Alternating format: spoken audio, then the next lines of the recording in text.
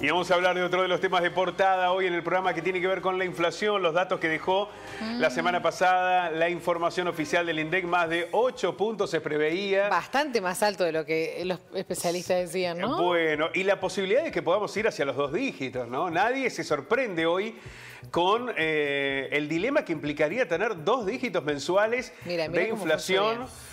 No nos está dando tregua y durante el fin de semana hubo anuncios que parecieron más a pólvora mojada, ¿no? A que ya no parecen haber tantas herramientas. Pero vamos a ver en detalle, Mechi. Dale. Contame cuáles fueron los anuncios del gobierno en materia inflacionaria. Bien, anunció estas medidas luego del 8,4, 8,4 la inflación de abril.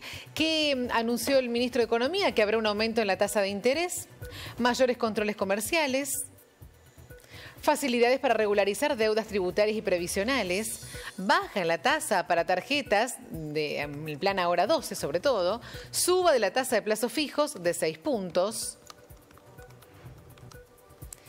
Y la inflación sin freno, te lo decíamos, el Mercado Central de Buenos Aires fue habilitado para ser importador directo de alimentos sin costo impositivo. Bueno, este último ítem es todo un tema de lo que es el centralismo, ¿no? ¿Qué vamos a hacer? 900 kilómetros para ir al mercado central a conseguir alimentos, ¿no? Pensar las soluciones allí, en Buenos Aires, cuando la realidad naturalmente es mucho más compleja. Pero vamos a sumar a la docente y economista Marianela Gómez. Marianela, ¿cómo estás? Muy buenos días. Buenos días. Hola, buen día. Bueno, pareciera como que cada vez hay menos herramientas, ¿no? Sí, hay... Digamos, me parece que es complejo el tema, un tema de inflación que nosotros venimos viviendo y conviviendo ya hace muchos años, ¿no? Con un piso de inflación del 25% que dejó el gobierno de Cristina Fernández de Kirchner, pasamos a un piso de inflación del 50% que dejó el gobierno de Mauricio Macri y este gobierno que se va a despedir con un piso de inflación del 100%. Cada gobierno ha ido duplicando. Ha ido duplicando la inflación y pareciera no encontrar una solución definitiva porque pareciese que no hay acuerdo sobre cuáles son las causas que están generando este proceso en una macroeconomía que es difícil de explicar para alguien que no vive en Argentina, ¿no? Porque estos niveles de inflación conviven a su vez con niveles de actividad y de empleo que no son, digamos, no son el cuadro de una crisis económica típica, ¿no? Claro. Digo, uno va al centro o a un restaurante o mira los viajes al exterior que muchos argentinos todavía siguen haciendo. Digo, no estoy hablando de una clase media alta necesariamente. Entonces ahí hay como distintos factores que hacen difícil para alguien que no vive en Argentina entender el fenómeno, sí. ¿No? Y en este sentido traía lo de los gobiernos anteriores porque la inflación también es un proceso acumulativo en donde una vez que se alcanza un piso es difícil poder disminuirlo. Por eso ustedes mismos señalaban muy bien medidas que parecen que fuesen no muy exitosas en el sentido de que, bueno, justamente son medidas de corto plazo que no están yendo a la causa fundamental, al menos de la que entendemos algunos economistas, que tienen que ver con los factores que están impulsando la inflación, ¿no? Bueno, pero que se basan en estas medidas revela que las otras, las que tienen que ver con la cuestión de fondo, o no las pueden tomar o porque no tienen respaldo político, porque no tienen los fondos, porque no tienen los recursos, por lo cual vamos a transitar por este proceso, es un transitar.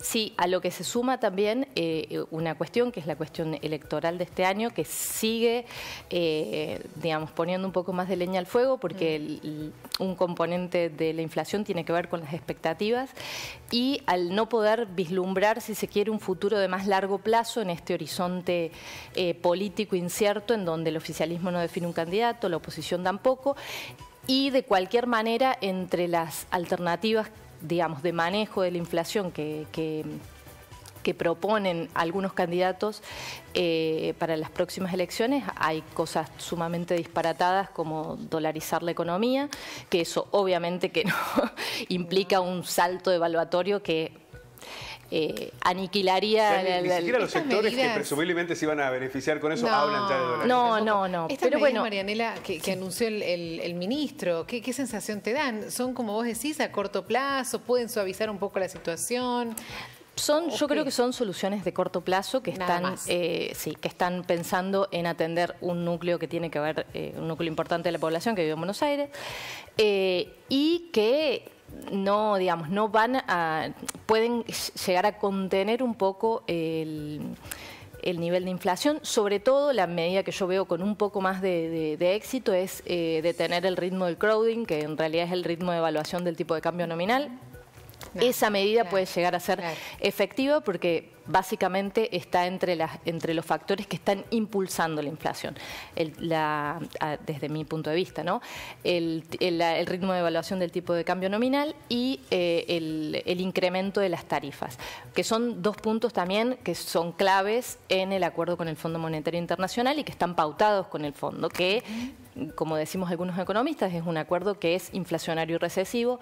Entonces, el hecho de poder detener un poco el ritmo de evaluación del tipo de cambio puede generar algún efecto más de esto, bueno, de señal para los mercados, y eso creo yo puede ser lo más efectivo en términos de contener un poco. Bueno, es inviable el acuerdo con el Fondo Monetario Internacional, y es inviable esta situación social sosteniendo ese mismo acuerdo, ¿no? El debate político que necesariamente habrá que dar sobre este aspecto. Marianela, queremos agradecerte muchísimo este contacto. Muchas gracias.